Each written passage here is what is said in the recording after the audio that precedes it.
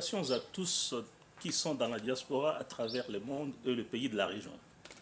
Merci de nous suivre. Ici, c'est Congo Révélation, votre chaîne de la diaspora comme d'habitude. Moi qui vous le présente, c'est Gabriel Benzech, votre nouveau servant. Eh bien, nous allons vous parler aujourd'hui dans notre rubrique de la politique, précisément, comme vous le savez, que nous parlons un peu beaucoup plus des biens de choses. Mais aujourd'hui, avec moi, Gabriel Benzech, nous aurons beaucoup plus à parler sur la politique du pays qui est la nôtre, la République démocratique du Congo, l'évolution, eh bien, pour beaucoup d'entre vous qui parfois ils sont un tout petit peu perdus, ils se demandent dans quelle direction est-ce que le pays est en train d'évoluer, c'est quoi, qu'est-ce qui se passe avec le voyage du chef de l'État, qu'est-ce qui se passe avec les assises, les pourparlers de Luanda, tout ça est consort. Et parfois même certains d'entre vous n'ont plus même le courage ou soit l'envie de suivre la politique locale ou nationale chez nous, du fait que vous avez du mal de comprendre dans quelle direction est-ce que le pays est en train d'évoluer. Mais ici, dans cette... je m'excuse. Mais ici, dans cette rubrique politique de Congo Révélation, avec votre serviteur, Gabriel Benzech, nous aurons toujours à vous donner plus de clarté à la question de notre politique nationale, notre politique à l'international, et donc la vision ou soit la direction dans laquelle nous sommes en train, n'est-ce pas, d'évoluer. Comme par exemple, vous savez, il y a bien des choses qui se passent dans notre pays. Et certains d'entre vous, laissez-moi vous rappeler qu'il y a une chose. Les Français disent par exemple que si vous ne vous intéressez pas de la politique s'intéressera de vous. Et c'est pour dire que quelle que soit votre appartenance, quelle que soit votre, je dirais, préférence dans la vie, que vous soyez religieux, non religieux, que vous soyez, je dirais, n'importe quelle préférence ou soit métier qui vous intéresse dans la vie, et que la politique n'est pas une priorité pour vous, mais sachez que tout ça est connecté par la politique et la politique l'influence d'une manière ou d'une autre. Et donc vous avez intérêt de savoir une ou des choses sur la politique de votre pays qui est la République démocratique du Congo. Pour la diaspora, c'est aussi un avantage d'en savoir plus parce que je sais qu'il n'y a pas un seul diaspora qui se dise qui n'a pas intérêt de voir son pays, disons, se comporter dans un avenir proche comme dans le pays dans lequel nous vivons pour des raisons qui nous ont poussé de ne pas être dans notre pays, de nous retrouver dans le pays dans le pays d'autrui ou soit de nous retrouver dans le pays où nous y sommes présentement. C'est quoi la raison aujourd'hui? Aujourd'hui, j'aimerais à ce que nous puissions parler ensemble sur l'aspect qui fait en sorte parfois que...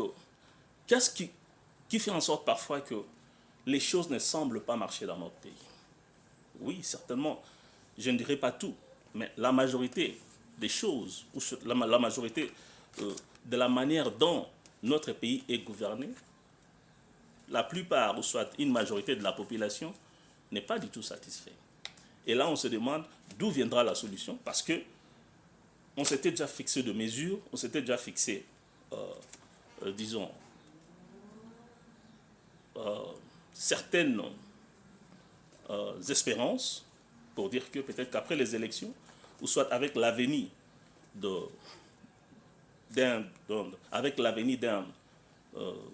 opposant, ou soit d'un civil qui n'est pas militaire au pouvoir, les choses pourront changer. Mais jusqu'ici présent, 7 ans plus tard, ou 6 ans plus tard, et les choses pour certains semblent parfois même s'empirer, ou voire même ne pas donner plus de lumière dans la direction dont l'espérance primaire du peuple n'est pas celle que nous sommes, que la plupart d'entre nous pensent que nous, nous semblons être un tout petit peu perdus. Mais et c'est pourquoi la raison de ces rubriques sur Congo Révélation, c'est justement pour pouvoir vous révéler certaines, je ne dirais pas secrets, mais plutôt certaines réalités qui vous échappent ou qui nous échappent ou que nous avons peut-être du mal à connecter pour comprendre dans quelle sphère ou dans quel monde nous vivons avec notre politique et notre gouvernement actuel. Et donc, les problèmes que nous avons aujourd'hui, c'est celui de l'incapacitativité, n'est-ce pas, de l'élite de... J'aimerais à ce que vous soyez très attentifs avec moi. Je parle de l'incapacitativité. L'incapacitativité de l'élite congolaise face aux enjeux majeurs qui nous affligent. Et lorsque je parle de l'incapacitativité, je ne dis pas que l'élite congolaise est illettrée. Non, je ne parle pas de l'illettré. Je ne parle pas non plus de ne pas avoir de bagage intellectuel ou académique. Ce n'est pas ce que je dis. Il faut bien dire sur mes lèvres. Je parle de l'incapacitativité. Et donc, c'est quoi cette incapacitativité?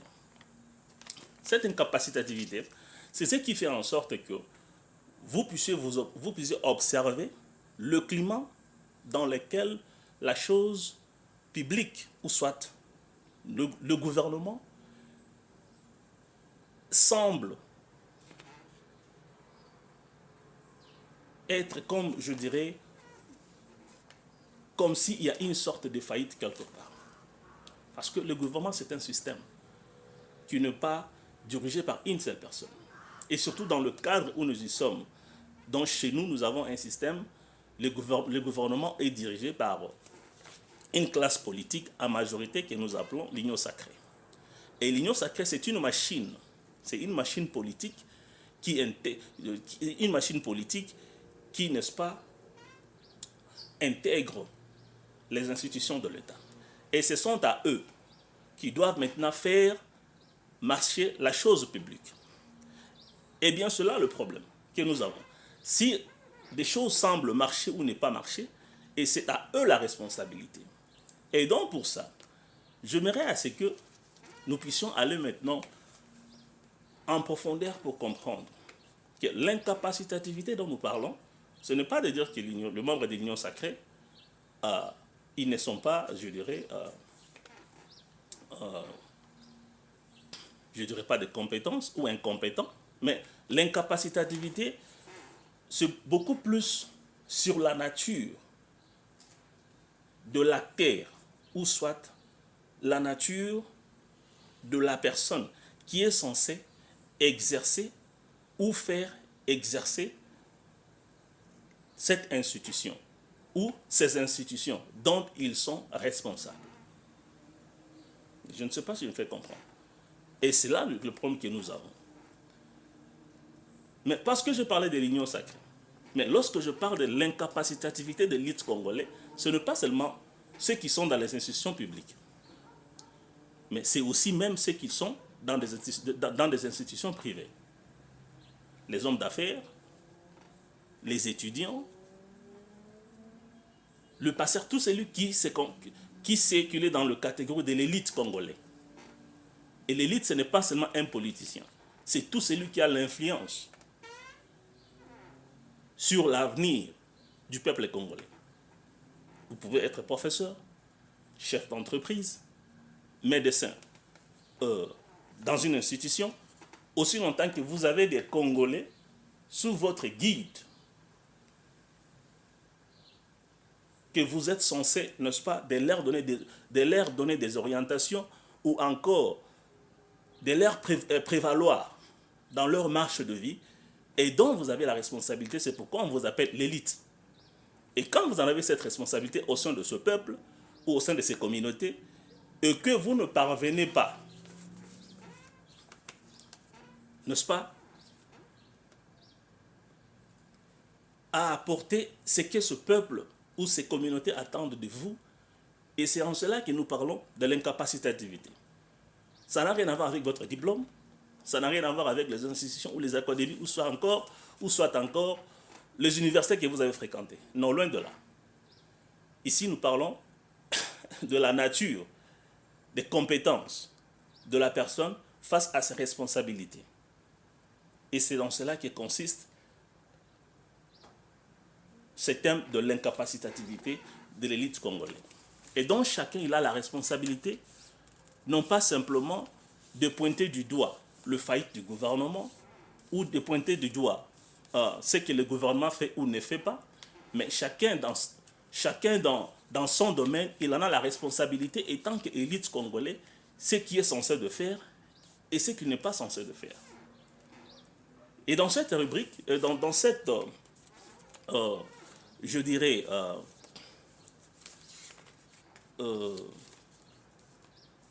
problématique, vous verrez qu'il y a deux facteurs qui sont deux facteurs majeurs qui font en sorte que cette incapacitativité puisse être la cause qui entrave le développement de notre pays, de nos communautés et tous ces dont nous sommes censés, n'est-ce pas, donner le meilleur de nous-mêmes. Vous avez par exemple le facteur comme par exemple le facteur interne et vous avez le facteur externe. Ces deux aspects majeurs, ils sont la cause qui fait en sorte que cette incapacitativité soit, n'est-ce pas, ancrée pour ne pas donner des résultats escomptés ou des résultats que le peuple a dû espérer pendant, n'est-ce pas, très longtemps ou des années ou les temps, c'est ça. Alors, en ce qui consiste le facteur qui sont liés à cette incapacitativité, n'est-ce pas, de l'élite congolaise, je disais que l'élite congolaise, souvenez-vous, ce n'est pas simplement ceux qui sont dans l'union sacrée, mais c'est tout Congolais, n'est-ce pas, qui a la responsabilité de pouvoir donner le meilleur de soi dans la communauté ou soit dans n'importe quel domaine dont il est responsable. Et pour cela, dans les deux facteurs dont je viens de parler, je dis qu'il y avait deux facteurs. Il y a le facteur, n'est-ce pas, interne et le facteur externe. Dans ces facteurs internes, il faut comprendre qu'il y a un problème sérieux de la corruption. Les problèmes de la corruption, comme le président Félix Tshisekedi l'a toujours dit, c'est comme une deuxième nature de l'homme congolais. Et donc, là, on ne peut pas en discuter. Parce que chez nous, la corruption, c'est quelque chose de normal. Ce n'est pas quelque chose qu'on trouve que c'est vraiment, je dirais, immoral. Ce n'est pas immoral au Congo. La corruption, c'est la deuxième nature de l'homme congolais. Non. Et je me rappelle même de Gilles Alinguetti qui disait que na Congo, on dirait que c'est la compétition. Donc c'est ça. Donc ceux qui ont 1 million, tant on a 2. Donc c'est comme si les vols, la corruption, c'est quelque chose de compétition. Donc il faut avoir ce qu'on appelle l'expertise dans la... Donc l'homme congolais, c'est quelqu'un qui doit avoir l'expertise dans la corruption. Donc si tu n'as pas l'expertise dans la... Si tu n'as pas l'expertise dans la corruption au Congo, hein? Tu t'imagines que on vous donne, vous êtes bourgmestre, au sali 3 ans, même moi, si je n'ai pas problème. Je nommé au sali 3 ans bourgmestre, mais tu dis, mais madame, on nous paye $600. C'est quoi vous avez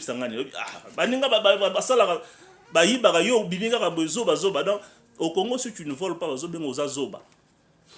et c'est ça, donc c'est une nature. Pour nous, ce n'est pas une immoralité, non, c'est une nature normale. Et d'ailleurs, quand tu voles beaucoup, ça veut dire que vous avez expérimenté, vous avez l'expertise, on peut même, hein, ceux qui ont brevet, ceux qui ont trophée, mais Gilles Alinguet l'a bien dit, que chez nous, on vole, c'est comme une sorte de quoi, de compétition.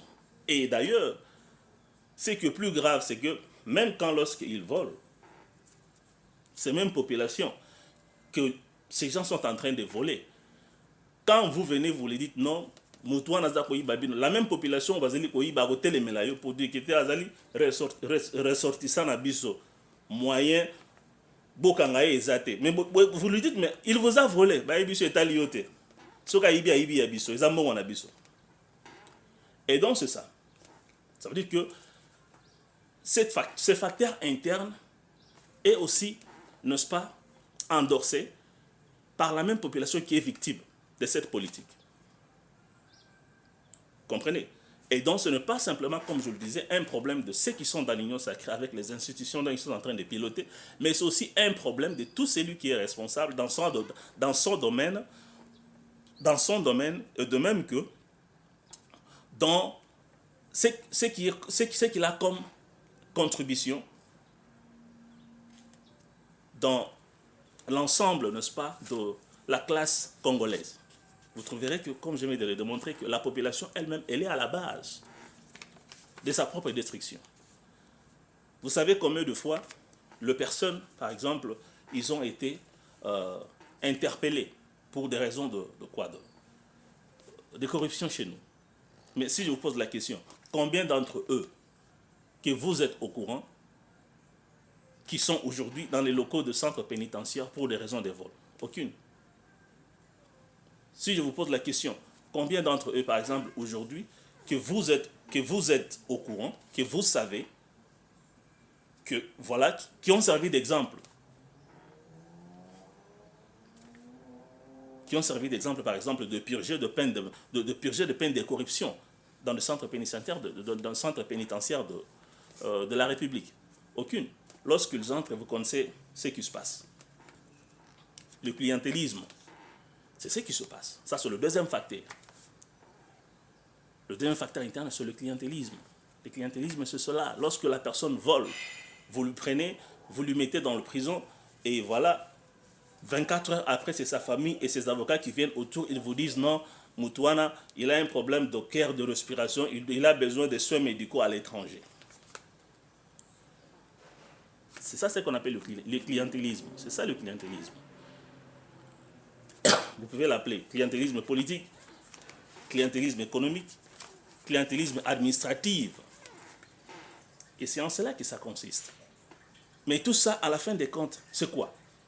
C'est l'inertie administrative. Ce qui fait en sorte que certains projets sur le terrain n'avancent plus. Parce que l'argent qui sont entrés, ça c'est le troisième aspect, le troisième facteur que j'aimerais souligner avec vous. L'inertie administrative. Ou soit l'inefficacité administrative, si vous voulez, dans un français facile. Cette inertie administrative, ça fait en sorte que l'argent qui est détourné, qui avait été destiné pour certains projets ou soit pour certains programmes sociaux, soit ne puisse pas, n'est-ce pas, se matérialiser. Ne puisse pas, n'est-ce pas, se matérialiser. Et c'est cela dû, n'est-ce pas, à quoi? Dit à la corruption, le clientélisme et puis l'inertie administrative. Tous ces trois aspects, ça se complète. Il n'y a aucune humain sans l'autre. Ça se complète. Et donc, lorsque vous voyez la corruption, ne pensez pas qu'il y a l'autre facteur, il y a l'autre domaine qui va mieux marcher parce que, bon, ata aibi, et bon, comment ça va aller? Parce que quand ils volent, qu'est-ce qui va se passer? Nous allons nous passer, cette personne doit être interpellée devant les cours de tribunaux. Et les cours de tribunaux, maintenant, ils sont clientéliques. Il y a le clientélisme dans ces institutions. Qu'est-ce qui va se passer? Ce qui fait en sorte que ces personnes qui sont interpellées par la justice, ils seront traités avec un privilège plutôt que d'être traités par rapport aux actes qu'ils ont commis. Bon. Parce qu'ils vont être traités d'une manière, n'est-ce pas, avec un traitement spécifique. Mais le résultat en tout ça, c'est quoi? C'est que tout ce qui avait été, les institutions qui sont censées, n'est-ce pas, prendre en charge de mesures concrètes ou soit de mesures qui devront, n'est-ce pas, remettre les choses en place, ces institutions deviennent un problème, deviennent ineffectifs. Vous voyez? Ou soit, je dirais, ils perdent leur sens d'existence, ou soit leur pouvoir, de pouvoir exercer leur rôle effectivement, parce qu'il y a une forme de clientélisme qui s'est établie et que certaines personnes doivent être traitées d'une manière plus spécifique que les autres. Vous voyez. Et cela fait en sorte que l'argent qui a été corrompu, l'argent qui a été détourné, ou soit qui est victime de la corruption, ne puisse pas trouver de traces et que personne ne soit responsable ou encore ne puisse répondre à ces actes, n'est-ce pas, donc disons, ces actes vraiment qui ne fait qu'entraver le développement de notre pays. Ça, ce sont les aspects internes qui font en sorte que nos élites congolais, que ce soit dans les domaines publics ou soit dans les domaines privés, soient la cause d'entrave du développement de notre pays. Donc pour voir, parfois on se demande où est-ce que ce pays va. Oui, le pays ne va nulle part parce qu'il y a un problème de corruption, de clientélisme et d'inertie administrative. Et ce sont ces problèmes-là qui font en sorte que vous voyez, c'est comme si Bolamoki Natongo, Bomoni, Babandeli Bino, Arena à Kinshasa. Après 2 mois, les travaux sont arrêtés. On se demande, mais qu'est-ce qui se passe? Moutorotu Nazate, Moutoro Yagoyarolape Azate. Donc on est dans un pays. Ou dans un pays sans pays. Moutorotu Nazalakana été, ceux qui bandé. Ceux qui katani. Ceux qui tournent.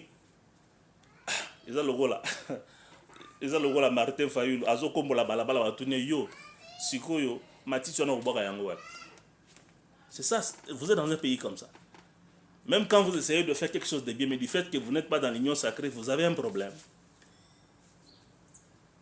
Mais quand vous êtes dans l'union sacrée, vous essayez de faire quelque chose de bien, donc de mauvais, vous devez des explications à personne. Oya botuna yo comme opposant. Parce qu'on te pose la question sur quelque chose, tu ne veux pas répondre. Donc la personne qui te pose ça, ou soit qui, comme les Anglais disent, that raise concern. Donc la personne qui se préoccupe de ce qui se passe, parce qu'il n'est pas du même avis avec vous, il devient opposant. Ici, on n'est pas là pour s'opposer à vous. Hein? Soyons quand même matures là-dessus. On n'est pas là pour s'opposer à vous. Surtout le sénateur. Au moins, c'est pas bon. Vous devez vous mettre au travail. Vous devez vous mettre au travail. L'opulence, c'est pas bon. Je continue. Et la deuxième facteur qui fait en sorte que nous puissions nous retrouver là où nous y sommes. Et parfois ne pas voir même là où nous sommes en train d'y aller. Ces causes externes sont lesquelles? C'est la dépendance économique. Là, je sais que c'est un domaine qui est vraiment trop... vous me direz que c'est un domaine qui est trop professionnel, mais j'aimerais bien... Je suis ouvert au débat. Quelqu'un qui s'y connaît mieux disons, management public, ou soit toute autre institution publique, je suis ouvert au débat. Vous pouvez venir sur Congo Révélation. Nous sommes ouverts même en direct, soit par téléphone, soit par mail, quoi que ce soit. Vous pouvez nous écrire et nous aurons à aborder, parfois, voire même commenter mettez dans le commentaire votre préoccupation, nous aurons toujours à vous répondre. Cet deuxième facteur qui est celui de la dépendance plutôt de la dépendance économique fait en sorte que notre pays puisse se retrouver là où nous y sommes. Cette dépendance économique, et il faut savoir une chose d'abord, que notre économie est basée sur 2 facteurs. Celui de la dépendance économique qui est, comme par exemple, je dirais, nous sommes beaucoup plus, notre économie est basée beaucoup plus sur l'aide ou l'assistance des agences internationaux, hein, à l'occurrence les Fonds monétaires internationaux et la Banque mondiale. Je pense que vous êtes au courant. Combien de programmes nous avons déjà conclus avec la Banque mondiale? Je pense 3 programmes, si je ne me trompe pas. 3 programmes jusqu'à là. Je ne vais pas donner les chiffres, parce qu'on n'est pas là. On n'est pas pour ça aujourd'hui. Et cette dépendance économique, parfois c'est trop frustrant. Comme l'a toujours dit le président Félix Tshisekedi, c'est très frustrant. Parce que quand ces gens vous donnent leur argent, ils vous donnent des conditions. Mais les conditions, on dirait que mon bon besoin au fait. Non.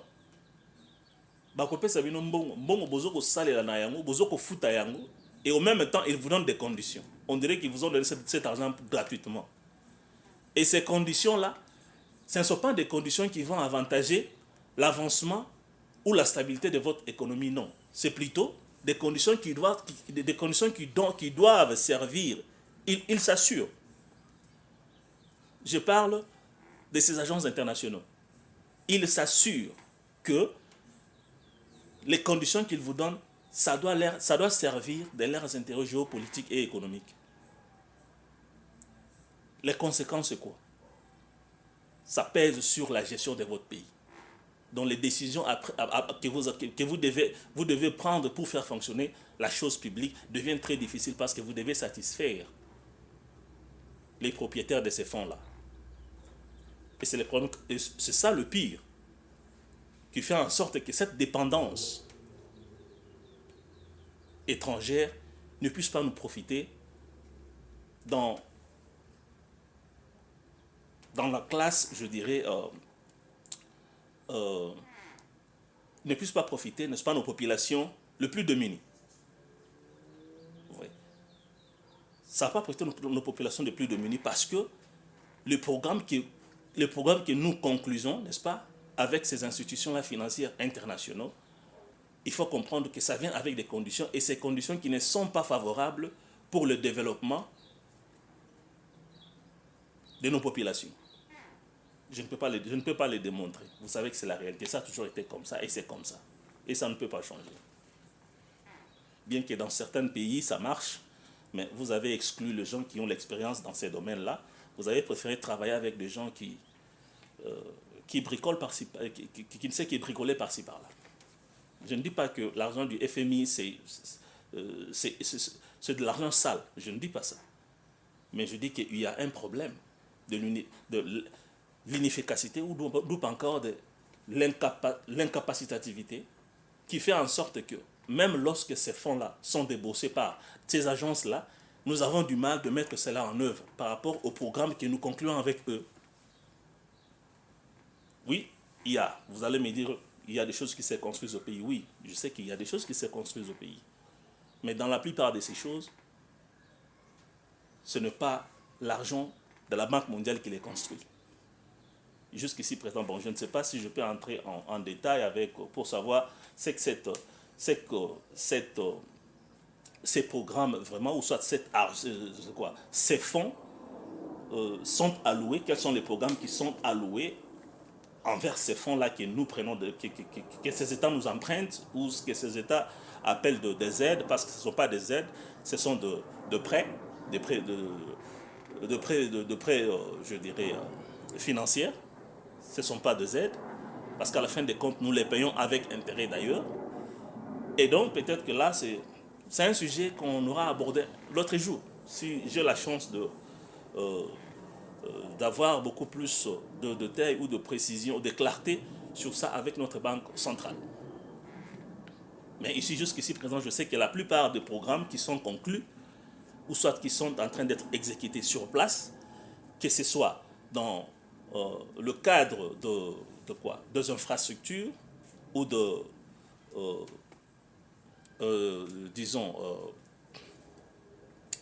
le cadre des infrastructures, santé, éducation et consorts, je sais que la plupart d'entre eux, et que le plus grand projet d'ailleurs, c'est dans les infrastructures routières. Les infrastructures routières, je sais qu'il y a avec la révision des contrats chinois, avec la révision des contrats chinois, avec la révision des contrats chinois, nous savons que nous gagnons, jusqu'ici présent, nous aurons à gagner dès lors 240 millions qui sont en train déjà de faire un grand travail dans le domaine des infrastructures publiques routières. Et dans ce qui concerne les autres départements, je ne saurais dire si c'est l'argent de la Banque mondiale avec les agences de développement qui est le PNID, la BSECO et l'autre là, si c'est l'argent de la Banque mondiale qui soutiennent ces programmes avec la gratuité de l'enseignement et puis la couverture santé universelle, je ne saurais les dire. Mais je vous donnerai plus de précision. Mais je sais que la plupart, la plus grande somme qui va dans la réalisation de projets ou la réalisation de nos projets qui sont en train d'être exécutés sur place, ça vient, n'est-ce pas, du budget national. Parce que ce budget, il faut savoir que le ministère de Finances, jusqu'ici présent, fait un effort, ou soit avec tous les fonds qu'il est en train de mobiliser, il mobilise à peu près 1 milliard de dollars chaque mois, et dont 60% de cela va dans les dépenses publiques et tout ce dont vous êtes en train de voir en train de se réaliser par-ci par-là. Et donc 40%, n'est-ce pas, c'est réservé dans les trésors publics. C'est pour dire que tout ce que nous sommes en train de faire sur place n'est pas nécessairement une dépendance de ce que les agences financières internationales nous déboursent. Donc nous avons aussi, c'est pour dire que beaucoup plus de fonds sont mobilisés localement ou nationalement. Donc c'est ça. Et la troisième des choses, la dernière, c'est que l'instabilité politique qu'eux-mêmes nous causent, compte tenu, n'est-ce pas, de ce qu'ils sont en train de nous imposer. Quand ils imposent l'instabilité, quand ils imposent l'instabilité politique, quand ils nous imposent ces conditions, ça crée l'instabilité, et l'instabilité crée la crise et la manque de confiance de nos populations. Et la fin des comptes, c'est quoi? C'est le chaos que nous avons dans le pays. Quand le peuple ne sait plus faire confiance à son gouvernement, à ses institutions, c'est un chaos total. Ça devient une entrave impensable. Donc, c'est un peu ça. Mais il y a bien des solutions à envisager. Mais ces solutions, ce n'est que l'Union sacrée qui est la machine politique qui est censée, n'est-ce pas, de créer ces conditions possibles de pouvoir revenir, n'est-ce pas,